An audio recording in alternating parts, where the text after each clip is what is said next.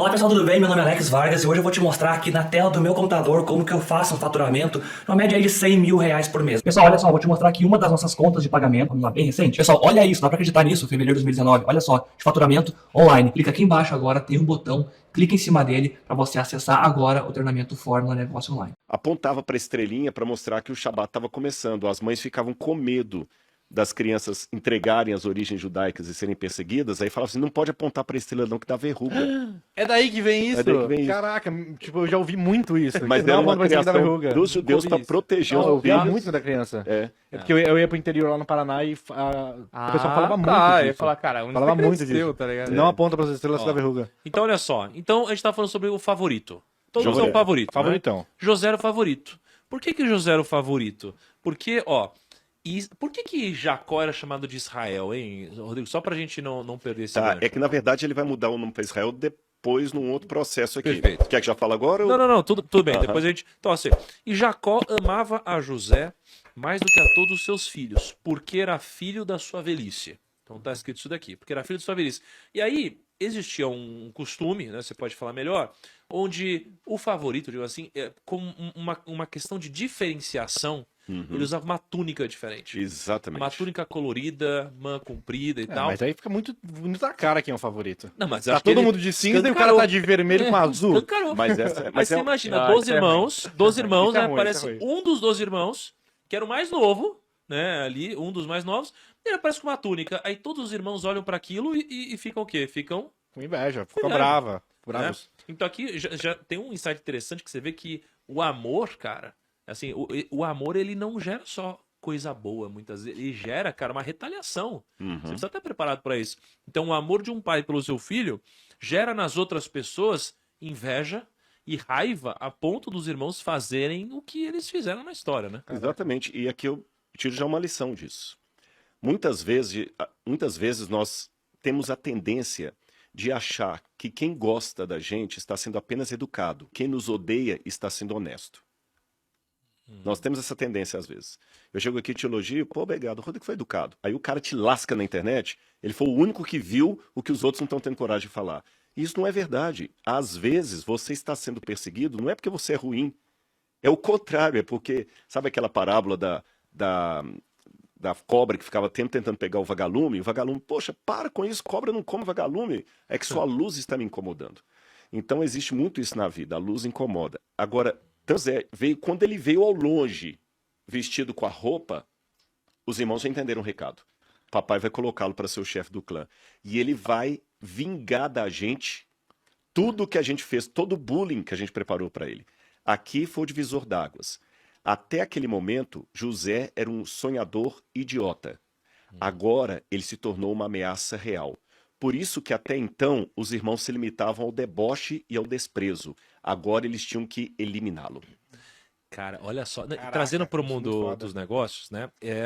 Alguns dos maiores erros que eu já cometi foi o seguinte. Eu sou um cara que eu dou muita corda pro time. Eu sempre dei muita corda pro time. Então eu falei, Kaique, vai lá, faz do jeito que você achar legal. Vai lá, faz isso, etc. Isso daqui funciona até um certo momento. Quando você começa a ter um negócio maior e você continua dando corda, você tem um problema de passagem de bastão. E aí você falou, poxa, ele foi lá, já saiu botando a túnica e não esperou essa passagem de bastão, não é? E eu tenho anotações de princípios que eu tiro da Bíblia para aplicar no meu dia a dia. E um dos princípios eu tirei de quando Moisés estava empossando Josué. E olha o que está escrito, ó. Então o Senhor disse a Moisés. Então, algo divino. Chame Josué, filho de Num, homem em quem está o Espírito, e impõe as mãos sobre ele. Faça-o apresentar-se ao sacerdote Eleazar e a toda a comunidade e o comissione na presença deles. Dele parte da sua autoridade para que toda a comunidade de Israel lhe obedeça. Ele deverá apresentar-se ao sacerdote Eleazar, que lhe dará diretrizes ao... Ou seja, você deve passar essa autoridade na frente dos outros. Para Exatamente. que os outros respeitem essa pessoa assim como te respeitavam antes. Então, por ferir um princípio desse, não ter essa paciência e ser esse jovem rebelde, ele acabou trazendo para ele a falta de credibilidade ou esse excesso de deboche que acabou combinando no que aconteceu depois. Então, o que que acontece? O que que aconteceu, pelo menos nas pessoas, que eu não fiz isso na frente dos outros e assumiram posições de liderança aqui na empresa? Elas não tiveram respeito dos seus liderados. Exatamente. Caraca, faz Entendeu? muito sentido. Então, por isso que até recentemente, ontem aconteceu isso com uma pessoa, eu falei, calma, calma, não vai falando com ninguém não, deixa eu falar com a pessoa primeiro. Aí eu, olha, tal pessoa, existe uma pessoa que agora vai começar a falar com você por causa disso, sobre aquilo também, sobre isso também. E aí você tira essa fricção. Porque você imagina, de repente alguém vem e começa a te dar ordem. Alguém vem e começa a te fazer várias perguntas, te tirar da zona de conforto, sem você ter passado autoridade. Aí você começa a gerar atrito. E aí, se você começa a amar uma relação, é muito mais difícil você recuperar depois, né? Então, realmente, foi um erro básico que o E José você tem que cometeu. aprender. Sabe, uma outra história da Bíblia paralela para ilustrar isso? Você pode ser até o garotinho ruivo que matou o Golias gigante. Mas Saul ainda está no trono. Não esquece. verdade. Você entendeu? Aquete o facho, porque o Saul ainda está no trono. Não chegou a sua vez. É porque o negócio importante disso é porque, cara, sei lá, eu vejo o Thiago como uma autoridade. Eu respeito essa autoridade. Se ele não passar o bastão, se ele não colocar a mão no ombro do Lucas e falar assim, ó, agora quem comanda isso aqui, quem cuida disso é esse cara. É difícil você, tipo, só se ele chegar sem nada, né? Então, por Ele isso, chegar mandando, né? É. É difícil, é. Principalmente se ele já era alguém que incomodava e que ninguém estava na expectativa, né? Não era alguém, vou usar uma Querido. expressão, querido, presidenciável, não no sentido só Caraca, político, faz né? muito, Presidenciável. Não, esse insight é fala bom. muito. Por isso que você vê as pessoas que têm... Por exemplo, tem uma pessoa aqui na empresa que chegou que era muito mais vivida, tinha mais experiência, é mais sábia. Então ela não chegou batendo em todo canto. Ela chegava e falava, não, cara, pô, espera aí, você não consegue falar com aquela pessoa antes e tal. Então a pessoa com mais sabedoria sabe onde tá Sim. pisando. Não vai criar as inimizades à toa.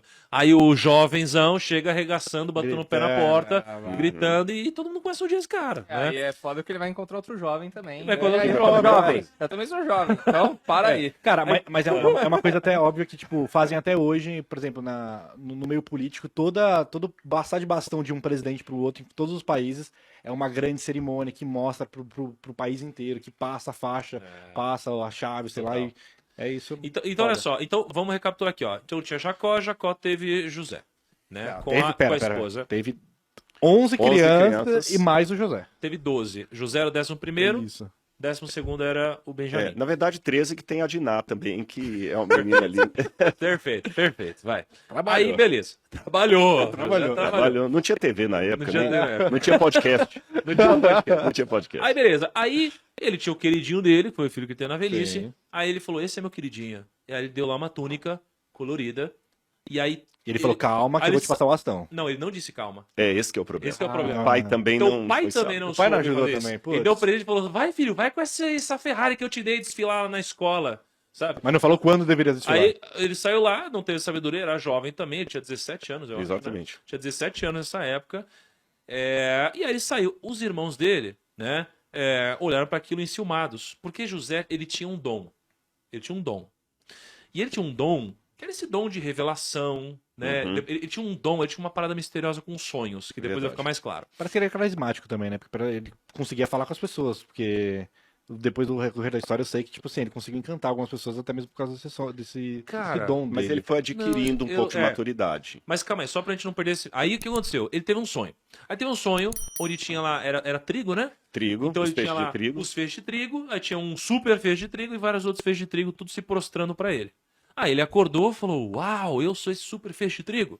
Aí ele chegou pra todo mundo e falou, eu vi todos vocês se prostrando pra mim. Uhum. Aí os irmãos falaram, você tá louco? Você tá... Imagina o seguinte, Kaique.